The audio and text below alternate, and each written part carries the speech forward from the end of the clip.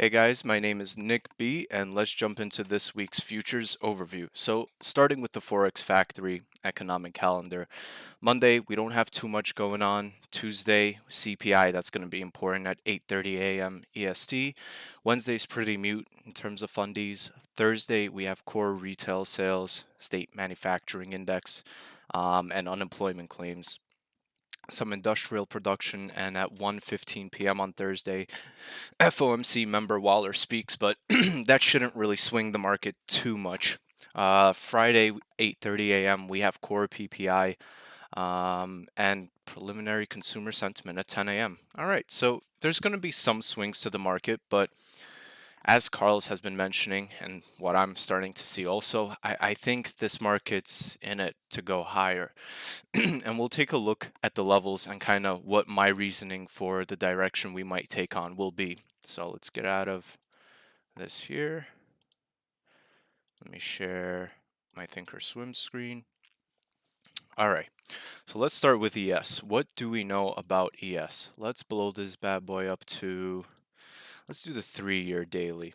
All right, so we know that we broke out of the previous all-time highs at 48.08, and I mean, one of the most important kind of indicators, I guess, for this run up here, for me at least, has definitely become the 20-day exponential moving average, especially on the daily and the 4-hour.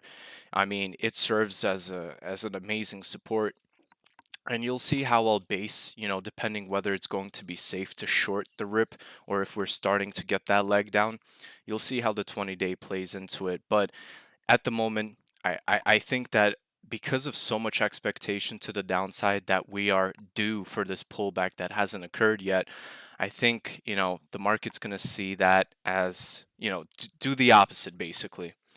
Do you think with the Asian markets closed the next few days for the lunar holiday, will it affect US market? It could, maybe a little bit less volatility, maybe, but at the same time, judging by how we were moving last week, I think there's nothing stopping us from going higher at the moment. The only indicators are, and we're going to go over this, is Bitcoin and the dollar, but I'll brush up on that in a second. So let's look at kind of what it is that we broke out of. We know that 48.08 level was that breakout the previous all-time highs. Whoops.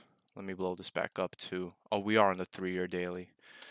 Okay, so this is the level here. I'm going to mark it off also in a different, I guess I'll leave it red actually. I'll leave it red as a support resistance level because really the breakout for us on ES was 48.43. We never really retested that on this climb up. We only used the 20-day exponential moving average on the daily as support to bounce and just continue on going higher. So okay, I'll leave that as the baseline. I still want to eye this level here of 46.30 on ES because that was a previous lower high that we managed to break out of when the contracts rolled over, and we've never looked back since.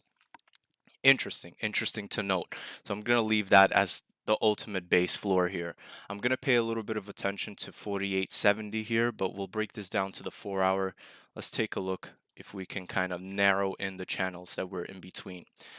Okay, so because I know for a fact that this was the previous session all-time high at 48.42 more or less, I'm going to go ahead and eliminate 48.08 so it doesn't kind of blur my vision when I'm looking for specific channels. We're moving on into the now. We're way beyond what happened, so I can't focus on that too much as a support because it'll blind me to what's going on in the moment here. So we have basically this channel here, this floor here at 48.42. We broke out of it, made highs at 49.35. No, not even. We came up to 49.57, pulled back to retest 48.68 level, bounced off of that, and just are continuing higher and higher.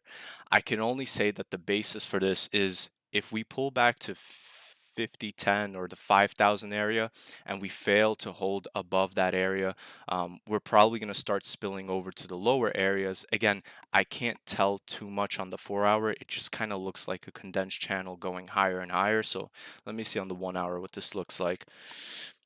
We're definitely at some point would have to come down to retest, the previous session highs, which we did, and are continuing higher. So really, I can only play this off of my 20-day EMA, and that's going to depend on, how do we follow along into tomorrow's open? How do we hold up? If I see that we start breaking below 50.30, I won't jump to short just yet because I think we would have to take out this level here of 5,000 before we see a leg lower. Again, that's, it's very 50-50 here right now. It's going to be either or. So I'm going to place an alert over here at 5,003. If I see that we're getting close to that level, breaking below 5,000, I'm definitely going to possibly look for a short to target the previous higher lows of 49.70. That might be a worthwhile trade, but at the same time, I don't want shorting to be the focus here for us, at least, especially from the signal side. I would much rather prefer we look to buy the dip and we look for buying opportunities because I think at the end we have so much room to go higher. The only real confirmation where it's going to give us a green flag that we can start selling the rips is if and when we break below this baseline right here of 48, 48, 40, 42. So again, we have a long ways to go. First, let's see how we hold up into tomorrow above 5,000. If we breach below it, sure, that's fine. But just keep in mind that is not a green light to go long. If we do get a day where we come down 1%, 2%, even 5%, I'm still going to say that I think it would be a buying opportunity only and only if we begin to take out the previous session highs that we've failed to retest ultimately 48, 42. Then you get a green light that you could possibly target, the previous higher lows of 47.45, below 47.45, 4,700 is a pretty enticing level to target to the downside, but that's a stretch. So in the moment, again, I was saying it's very difficult to call a ceiling, but we're going to have to lock in and we're going to have to ride these waves out and focus on round number theory if we're looking for upside potential. It's going to be tough. I'm going to have to work around, where and how we place our stops. But for every dip that we come down towards the 20-day EMA, I would say specifically on the 4 hour, I think that presents to us a buying opportunity unless we break below it and then we start trickling down. Again, that would not give us a green light to go long because the uncertainty that the dip does not get bought up is 50-50. That would be no different than us going to gamble at blackjack or poker or whatever other gambling means there are. So I don't want to really gamble. I just kind of am looking for direction. So let's reiterate really quick what we're expecting on ES. Either we come down to 48, 42 below it, and that gives us the green light to short the rips up because we're already that's going to turn the trend, or we make our way down to the 20-day EMA off the 4 hour and we look for buying opportunities intraday as we go along. If we end up breaking below 5,000, I would say 5,000 to 48, 42, this is a dead zone. I wouldn't trust anything in between these levels because it's so 50-50. On top of where would you necessarily place, your stop loss? It's a very risk to reward driven kind of market for futures. So we have to be adamant and in control entirely of what our entry target is and what our exit target is, exit plan as well. So if we do go long above 5,000, I wouldn't feel opposed to, setting a stop maybe 40, yeah, I would say 40 points from 5,000. Then you can target, I think, with ease 5,100 into this week if we do end up going higher. So upside target for ES, I would say, is 5,100. First 50.80, I've been calling it since last week, but 5,100 ultimately would be that whoa level. Like if we can get above that, definitely there's going to be probably room to work through towards 5120, 5140, 5160, 5180, and then ultimately 5200. I've seen quite some analysts calling out, especially in last year, the 5200 and the 5300 level on ES. Goldman was actually calling out 5300 on the S&P into I think the first quarter of 2024, which is impressive. But let's see what we get. I mean, that's the iteration for ES. We're gonna move on to NQ, and this may be a little bit of a hefty overview, but bear with me, guys. So similar to ES, let's blow this up on I would do the 3-year, I guess, first. Let me see. Okay, and let's point out a few levels. They're going to be very similar to what and how we plotted out ES. So, starting with the previous all-time high, which was at 16,767, as we know, we broke out above it. We came down to attempt some kind of a retest towards 16,200, but never got there. We ended up bouncing off of it was 16,334 or 335, I believe, and continued going higher. Again, these session highs right here, similar to ES for NQ, were 17,165. Real quick, let me just go back to ES. For ES, that would be the equivalent of 48.42. So 48.42 would be the equivalent of this breakout that we had of 17,165, and we continued higher on both names. We can see that when we broke out, specifically the 20-day exponential moving average held us up as support rather than, retesting entirely the 17,165 area. I believe we came down. Right, it was 17,221, the lowest that we came down to, and then bounced off that area with no breaks. Okay, so we've kind of identified also when the last contract rollover was at 16,073. We never retested that area. It's okay to keep these levels just in mind in terms of downside on the higher time frames, but as I'm going to be breaking this down to the 4 hour and the 1 hour, I might end up deleting these, but for now I'll leave them up. Moving on to the 4 hour, because we want to identify a little bit of a better range, and right away, similar to how I deleted 4808 on ES, I'm going to go ahead and get rid of 17,676 because it's just blurring my vision. Whoops, remove.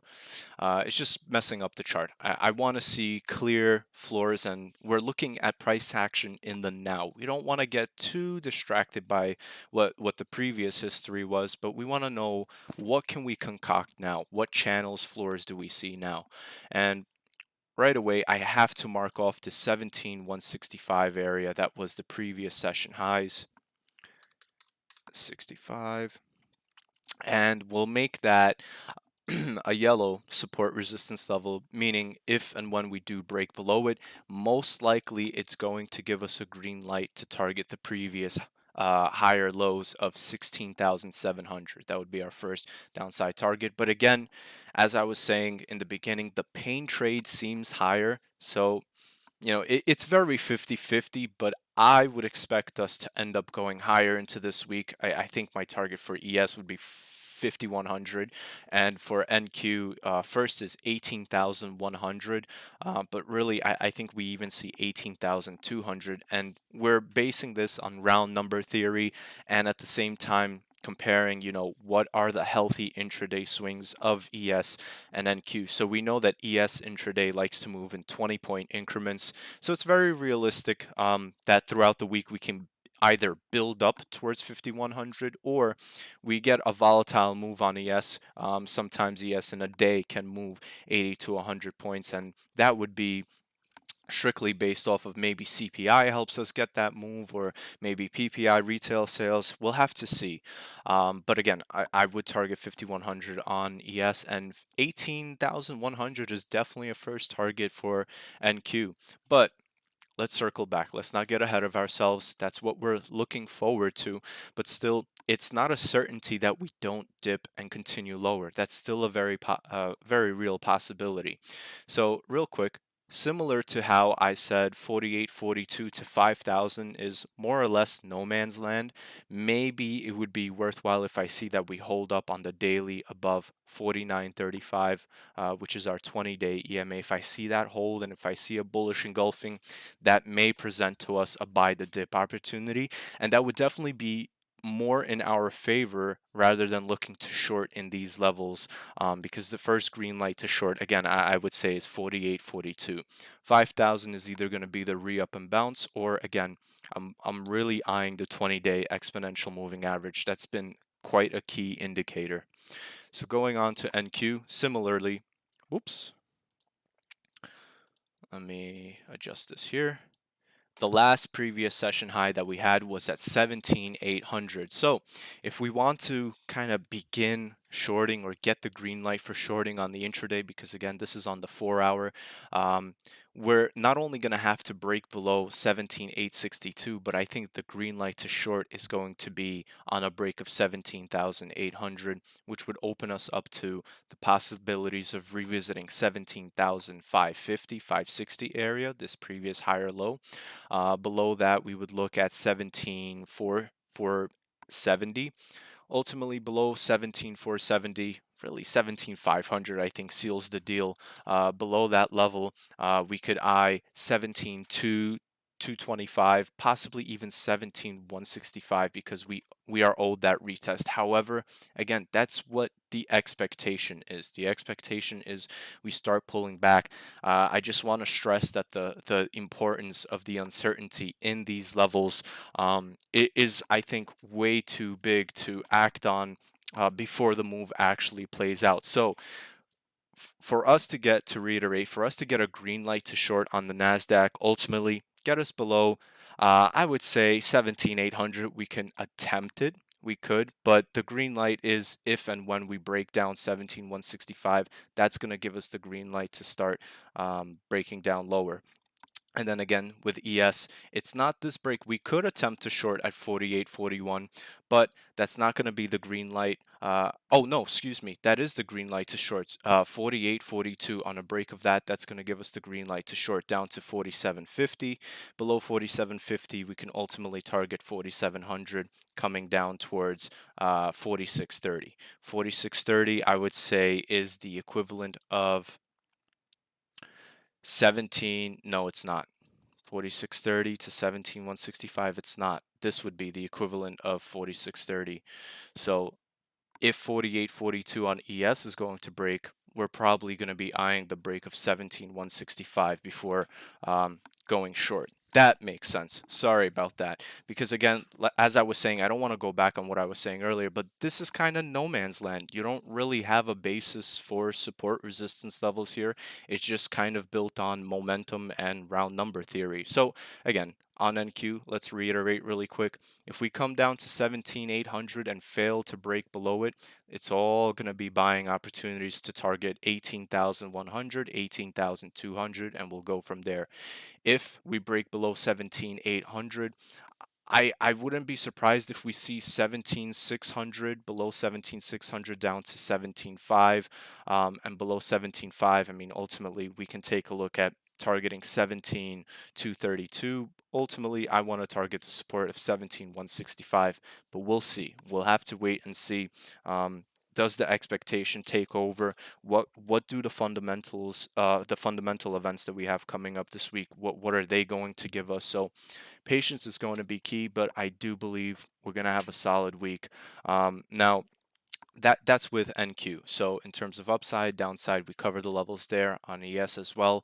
Let's take a look really quickly on what would help us to continue lower or higher. And let's look at the dollar here on the daily. So we had a peak of 114.77. It is pretty hot up here in this area of 104.08. I would expect the dollar to cool off just a little bit if we want equities to go higher, because uh, last week made me scratch my head a little bit with the dollar heading up higher and equities heading up higher. That doesn't exactly correlate. So, if we can hold below the daily resistance of 104.27, or even this previous lower high right here of 104.50, 55, that would be wonderful, and come down towards 102, 103 first. Below 103, we would eye 101, 102. Below 102, again, we would eye probably the 162 area, and that seems kind of like it was the flat line support of the dollar from the earlier months. So I'm watching for that. Let me just mark off a quick alert here. So let me mark off this resistance here. See if we can hold down below 104.55. It's going to take me forever. 55. Okay. And then in terms of downside, it would be nice if we come below 103, 104 ultimately. So I'm looking at these wicks here. If we break below them, we have room to come down to 10, 102.90, 103 area. So I'm just going to set an alert for myself here at, what is this level? 103.80. Fine. Okay, so if that triggers, good. That's going to go in our favor. The only thing is I don't like seeing this on the daily is that the 20-day is starting to cross over the 50. If the 20-day crosses over the 100 and 200, there could be a chance that we go higher, and in turn, in theory, I would expect to see equities pull back, but again, we'll have to wait to see for the reaction before we do anything. So that's one barometer I'm going to be eyeing for this week. The other one is Bitcoin. And something very interesting is I covered this way before on the overviews, and we even went over this with the guys on the radio. Is I blew up the 3 week the excuse me, what what is this? Oh, the 3-year weekly. I blew up the 3-year weekly, and we went from the highs to the lows, plotting our Fibonacci retracement. And we were in these areas when I was telling, I believe over in these areas actually, when I was telling the guys, if we manage to clear the golden levels for Fibonacci retracements, I only personally eye 38.2, 50, and the 61.8. The rest I don't really care, although it does serve as a guide. So. We managed to get above the 50% retracement, which is 42,100. That gave us room to come up to 48,522. And again, psychologically, we do have some resistance over right at the $50,000 level. So if Bitcoin can manage to get above 50K, there should be no issues for us to see 52,300. Above 52,300, I would eye 57,652. And this may be the start, of the comeback, because crypto has been kind of quiet for about 2 years now, 3 years now. That seems about fair. So let's see. I've been seeing quite a few analysts and articles pointing out that in historical statistics, the market can end up higher. So if we do end up going higher in the market, I would imagine that such a risky asset such as Bitcoin would follow along, if anything, lead the way. The other thing to keep in mind is there's $6 trillion in money market accounts just sitting around. And if this expectation of a pullback does not appear, if we do not start breaking below, first things first, if we do not start breaking below, I would say 48, 42, and then if we don't break below 17,165, I think that, you know, those money market accounts would be more inclined to begin taking on risk, and in turn, that would ultimately squeeze us higher. So now it's just about, either how high can we go, or do we see this fruition of a pullback come to?